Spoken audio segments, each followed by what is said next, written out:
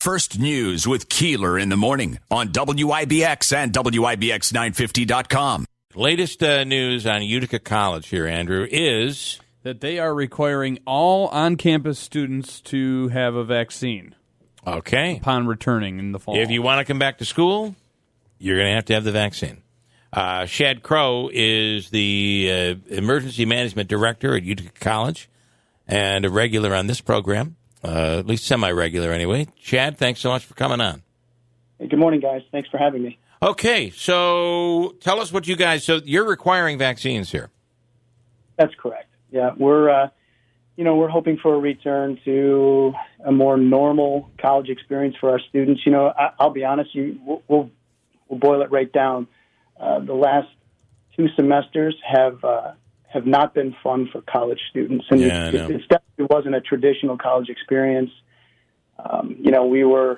We didn't allow students to congregate in any way, shape, or form, constantly social distancing. Anytime they broke those COVID protocols, there were consequences. Many of them were sent home to revert to an online curriculum, which is challenging in and of itself. Yeah.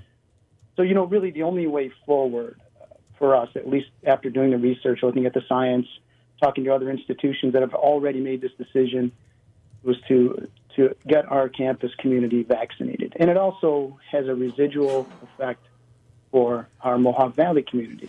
Right. These students coming in from all over the country, and they're interacting, they're working in restaurants and retail locations throughout our community. And, we want them to be safe and healthy. That's our priority. Is that students only, Shad, or is that faculty and staff? No, it's all employees as well. The faculty union has supported this decision, and we're requiring it for everyone on campus. Have you gotten any pushback so far? Yeah, it hasn't been as significant as I anticipated. Yeah. Some of it has started out with some nastiness, but once we have a nice conversation about it and I can push them toward the facts, I guess, I've been pulling data from Johns Hopkins, Mayo Clinic, Harvard, Yale, institutions that are traditionally scientifically based. They're not. Yeah. It's not CNN. It's not Fox News. It's not.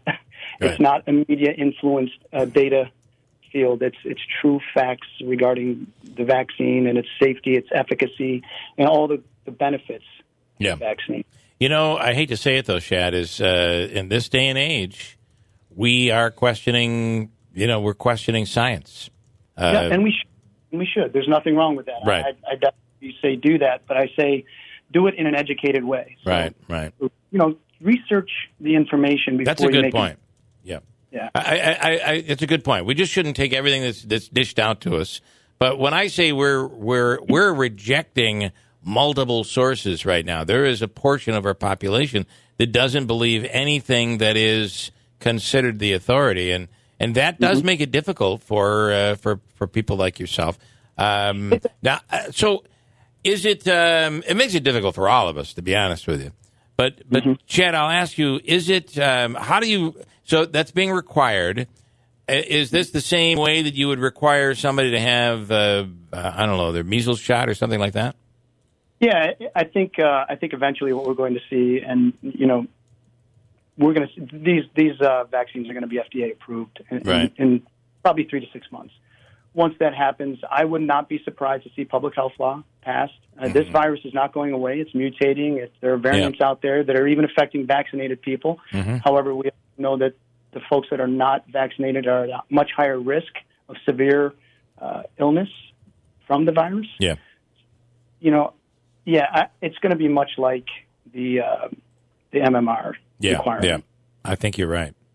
And people will say, well, you can't force that. Well, you absolutely can. We still want people to make an educated decision, but sure. At the end of the day, we're a private institution. Our priority is the health and safety of our community. And, just an interesting fact, quite a few, I would say better than half of our students are already vaccinated. Were vaccinated before they went home because they were concerned about their family members. They wanted to make sure they were safe when they went home.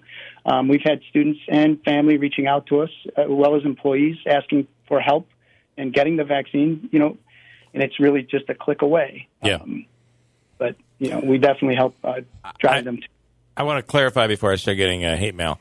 It's not that you're requiring someone to have a vaccine. It's if you want to come here, you must have the vaccine. That's the difference. Nobody's making anyone get a vaccine. You don't have to go to school at Utica College. I'm sure you can find a college out there that doesn't require the vaccine, although many of them have already made the move around the country and around the state. Monaski. No, I wonder, is this expected to impact, what's the word I want to use, the number of students, the population, I can't think of the... Enrollment, thank you, for at least maybe for this upcoming fall semester?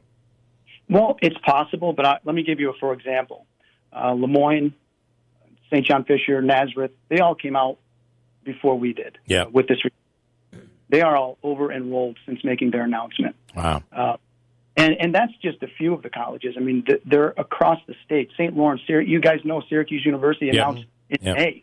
They were University early, I mean, Ithaca, Hamilton, right around the corner, Colgate, Hartwick. All of these colleges are requiring it. And, I think we all recognize that we want to provide a safe and healthy environment for our students, faculty, and staff, and really the best way to try to return to a traditional college experience. And I got to be honest with you, if I were a college student, my description of last year would have been suck. That sucked. Right? Yeah. It can be so much more fun, and we want them to experience a true college. And SUNY schools have that's a given because that's come from the state, but SUNY schools are requiring it as well. I do think that I think it offers if in the beginning one of Monaski's complaints was you had us get vaccinated, and now you keep telling us we still have to wear a mask, you still have to social distance, you still have to do all the things that why not get vaccinated? I think that's part of what's changing here is the vaccination is allowing some freedom to get back to some normalcy, and I think that's a great incentive.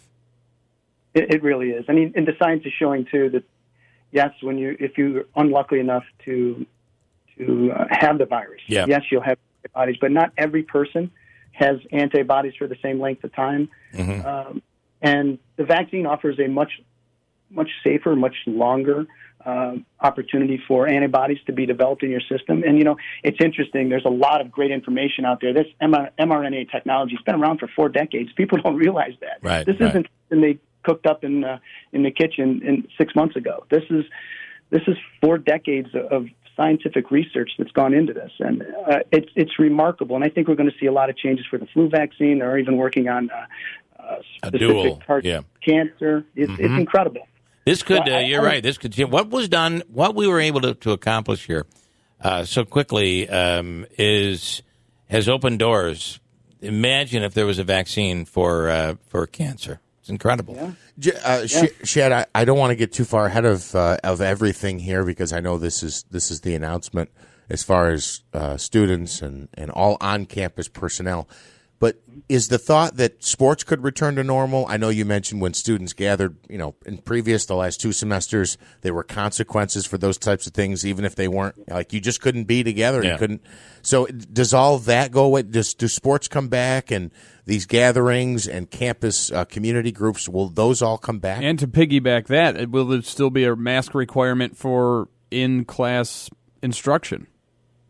So great questions. So if our campus is vaccinated, if we're at 80, 90%, there are exemptions. We're going to have religious and medical exemptions. If we hit 80, 90%, the potential for viral transmission, and honestly, guys, this is where herd immunity is going. Right. It's through the vaccine. It's not through everybody getting sick. Yeah. It's through getting this vaccine is how we're going to achieve herd immunity, which is hopefully going to eradicate at least most variants of this virus. With that being the case, there will be no mask requirements in the classroom. There should be a complete return to all of our sports, all of our events on campus. The hope is the NCAA and the Empire 8 will back all of these decisions because obviously the students that are participating in sports, and incidentally, a third of the Utica College campus, a third of our enrollment are athletes. So that's quite a large number. And there's a lot of risk on the field. You're sweating on one another. You're breathing heavy on, the football field. It's your close contact on the basketball field, field hockey, soccer. All of those sports are high-impact sports. And, we're hoping for a full return to everything. It'll be wonderful. All right, I think it's big news. Utica College requiring the vaccine in order to come back to school and for employees as well. Shad Crowe, we appreciate your update this morning. Thanks so much. Thanks, guys. All right, have a great day.